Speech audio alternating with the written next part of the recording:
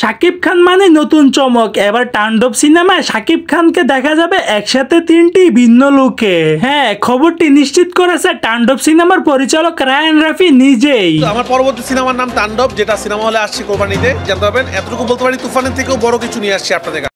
পরিচালকের বাসায় এই তিনটি লুকই দর্শকদের মনে গেঁথে থাকবে। প্রতিটি চরিত্রে আলাদা গল্প এবং আলাদা করে ধাক্কা। শাকিব খান নিজেই দারুণভাবে প্রতিটি চরিত্রে পান দিয়েছেন। সিনেমাটির পোস্টার এবং শুটিং ভিডিও ইতিমধ্যে সোশ্যাল মিডিয়ায় প্রচুর পরিমাণে ভাইরাল হয়েছে। ভক্তদের মধ্যে বাড়ছে উত্তেজনা। শাকিব খানের তাণ্ডব এই ঈদে মুক্তি পাবে। একাধিক লুকের এই চমক নিয়ে সিনেমাটির প্রতি আগ্রহ আরো বাড়িয়ে তুলেছে। তো দর্শক, কে কে আমার মতো এই তাণ্ডব সিনেমার জন্য অপেক্ষায় রয়েছেন অবশ্যই জানিয়ে দিবেন আমার কমেন্ট বক্সে।